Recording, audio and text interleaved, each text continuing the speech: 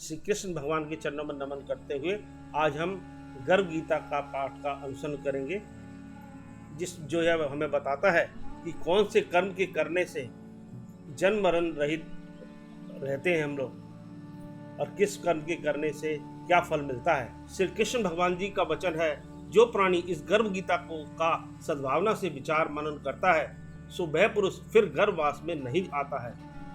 अर्जुनोवाच, हे कृष्ण भगवान, यह प्राणी जो गर्भ से आता है सो किस दोष को करके आता है। हे प्रभु जी, जब यह जन्मता है तब इसको जरा आदि रोग लगते हैं, फिर मृत्यु होती है। हे स्वामी, वह कौन सा कर्म है जिसके कारण से प्राणी जन्म मरण से रहित होवे।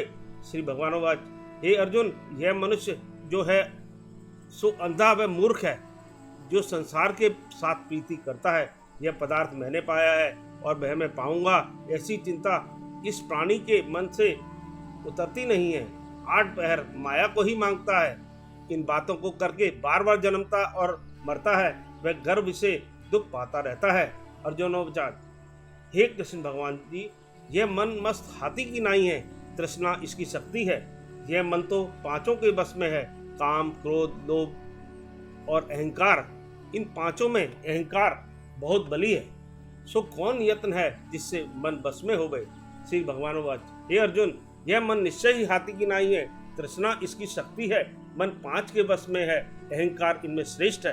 हे अर्जुन, हाथी जैसे अंकुश के बस में होता है, वैसे ही मन रूपी हाथी को बस में करने के लिए ज्ञान रूपी अंकुश है। अहंकार करने से यह जीव नरक में पड़ता है। अर्जुनोवाच, हे भगवान, जो एक तुम्हारे नाम के लिए वन खंडों में फिरते हैं, एक बैरागी हुए हैं, एक धर्म करते हैं, इनको कैसे जाने। जो वैष्णव है वे कौन है। श्री भगवानोवाच, हे अर्जुन, एक मेरे ही नाम के लिए वनों फिरते हैं, वे सन्यासी कहलाते हैं। एक सिर पर जटा बांधते हैं, एक अंग पर भस्म लगाते हैं, उनमें हम नहीं हैं, क्योंकि उनमें अहंकार है, इससे मेरा दर्शन दुर्लभ है। अर्जुनोवाच, हे भगवान, वह कौन सा पाप है जिससे स्त्री की मृत्यु हो जाती है। वह कौन सा पाप है जिससे पुत्र मर जाता है, और नपुंसक कौन पाप से होते हैं। श्री कृष्ण भगवान, हे अर्जुन, जो किसी से कर्ज लेता है और देता नहीं है, इस पाप से औरत मरती है, और जो किसी की अमानत रखी हुई पचा लेता है उसके पुत्र मर जाते हैं। जो किसी का कार्य किसी के गोचर आए पड़े और वह जवानी कहे कि मैं तेरा कार्य सबसे पहले कर दूंगा, तब समय आए उसका कार्य न करे, इस पाप से नपुंसक होता है। ये बड़े पाप हैं। अर्जुनोवाच, हे भगवान, कौन पाप से मनुष्य सदैव रोगी रहता है। किस पाप से गधे का जन्म पाता है, स्त्री का जन्म तथा टट्टू का जन्म क्यों कर पाता है, और बिल्ली का जन्म किस पाप से होता है। श्री भगवानोवाच, हे अर्जुन, जो भी मनुष्य कन्यादान करते हैं और इस दान में मूल्य लेते हैं, वे दोषी हैं। वे मनुष्य सदा रोगी रहते हैं, जो विषय विकार के वास्ते मदिरा पान करते हैं, जो रसोई बना के पहले आप भोजन कर लेती है और पीछे परमेश्वर को अर्ध दान करती है, तो वे बिल्ली का जन्म पाती है। और जो मनुष्य अपनी झूठी वस्तु दान करते हैं, वे औरत का जन्म पाते हैं, वे गुलाम औरतें होती हैं। अर्जुनोवाच, हे भगवान, कई मनुष्य को तुमने स्वर्ण दिए हैं, सो उन्होंने कौन सा पुण्य किया है। और कई मनुष्य को आपने हाथी घोड़ा रथ दिए हैं, उन्होंने कौन सा पुण्य किया है। श्री भगवानोवाच, हे अर्जुन, जिन्होंने स्वर्ण दान किया है उनको घोड़े वाहन मिलते हैं। जो परमेश्वर के निमित्त कन्यादान करते हैं सो पुरुष का जन्म पाते हैं। अर्जुनोवाच, हे भगवान, जिन पुरुषों के अंदर विचित्र देह है, उन्होंने कौन सा पुण्य किया है। किसी किसी के घर संपत्ति है, कोई विद्यावान है, उन्होंने कौन सा पुण्य किया है। श्री भगवानोवाच, हे अर्जुन, जिन्होंने अन्न दान किया है उनका सुंदर स्वरूप है, जिन्होंने विद्या दान किया है वे विद्यावान होते हैं, जिन्होंने संतों की सेवा की है वे पुत्रवान होते हैं। अर्जुनोवाच, हे भगवान, किसी को धन से प्रीति है, कोई स्त्रियों से प्रीति करते हैं, इसका क्या कारण है, समझाकर कहिए। श्री भगवानोवाच, हे अर्जुन, धन और स्त्री सब नाश स्वरूप है, मेरी भक्ति का नाश नहीं है। अर्जुनोवाच, हे भगवान, यह राजपाट किस धर्म करने से मिलता है, विद्या कौन से धर्म करने से मिलती है। श्री भगवानोवाच, हे अर्जुन, प्राणी काशी में निष्काम भक्ति से तप करते हुए देह त्यागते हैं, वे राजा होते हैं, और गुरु की सेवा करते हैं सो विद्यावान होते हैं। अर्जुनोवाच, हे भगवान, किसी को धन अचानक बिना किसी परिश्रम से मिलता है, सो उन्होंने कौन सा पुण्य किया है। श्री भगवानोवाच, हे अर्जुन, जिन्होंने गुप्त दान किया है उसको धन अचानक मिलता है। जिसने परमेश्वर का कार्य और पराया कार्य संभाला है, वे मनुष्य रोग से रहित होते हैं। अर्जुनवाद, हे भगवान, कौन पाप से अमली होते हैं और कौन पाप से गूंगे होते हैं और कौन पाप से कुष्ठी होते हैं। श्री भगवानवाद, हे अर्जुन, जो आदमी नीच कुल की स्त्री से गमन करते हैं सो अमली होते हैं।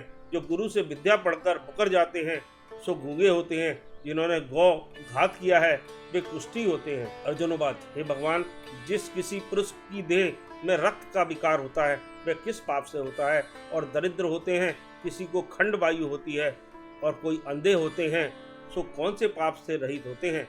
और कई स्त्रियां बाल विधवा होती हैं तो यह किस पाप से होती हैं। श्री भगवानवाद, हे अर्जुन, जो सदा क्रोधवान रहते हैं उन्हें रक्त विकार होता है। जो मलिन रहते हैं वे सदा दरिद्री होते हैं। जो कुकर्मी ब्राह्मण को दान देते हैं उनके खंड वायु होती है।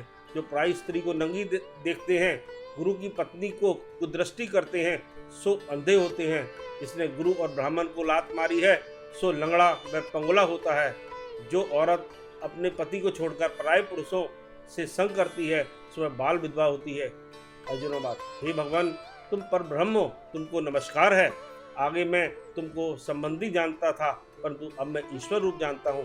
हे पर ब्रह्म, गुरु दीक्षा कैसे होती है सो कृपा करके मुझे बताओ। श्री भगवान, हे अर्जुन, तुम धन्य हो, तुम्हारे माता पिता भी धन्य हैं जिनके तुम ऐसे पुत्र हो। हे अर्जुन, सारे संसार का गुरु जगन्नाथ है।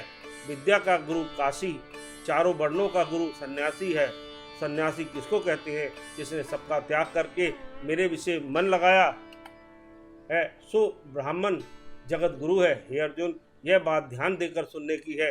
गुरु कैसा करे? जिसने सब इंद्रियां जीती हो, जिसको सब संसार ईश्वर में नजर आता हो और सब जगत से उदास हो। ऐसा गुरु करे जो परमेश्वर को जानने वाला हो और उस गुरु की पूजा सब तरह से करे। हे अर्जुन, जो गुरु का भक्त होता है और जो प्राणी गुरु के सम्मुख होकर भजन करते हैं उनका भजन करना सफल है। जो गुरु से विमुख है उनको समस्त ग्रास मारे का पाप है। गुरु से विमुख प्राणी दर्शन करने योग्य नहीं होते हैं। जो गृहस्थी संसार में गुरु के बिना है चंडाल के समान है। जिस तरह मदिरा का भंडार हो उसमें जो गंगा जल है जो अपवित्र है, इसी तरह से गुरु विमुख का भजन सदा अपवित्र होता है। उसके हाथ का देवता भी नहीं लेते हैं, उसके सब कर्म निष्फल है। कुकर, सूकर, गंधर्व, काक, ये सबकी सब योनियां से बड़ी खोटी योनि है।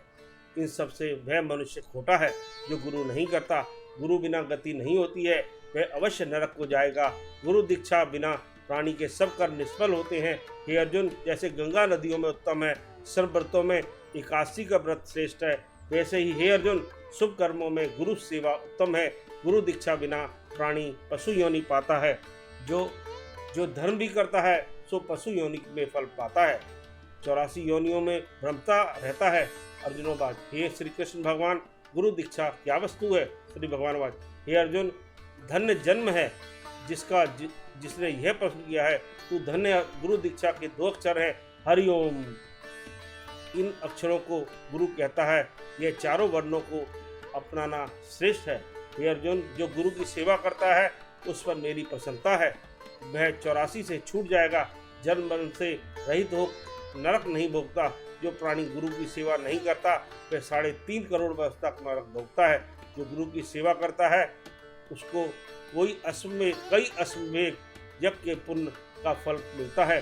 गुरु की सेवा मेरी सेवा है। हे अर्जुन, तुम्हारे इस संवाद को जो भी प्राणी पढ़ेंगे और सुनेंगे सो गर्भ के दुख से बचेंगे, उनकी 84 कट जाएगी। इसी से इस पाठ का नाम गर्भ गीता है। श्री कृष्ण भगवान जी के मुख से अर्जुन ने श्रवण किया है। गुरु दीक्षा लेना उत्तम कर्म है। उसका फल यह है कि नरक की 84 से जीव बचा रहता है। भगवान बहुत प्रसन्न होते हैं। इति श्रीमद् भगवद गीता गर्भ गीता अध्याय समाप्त। जय श्री कृष्ण। जय श्री कृष्ण।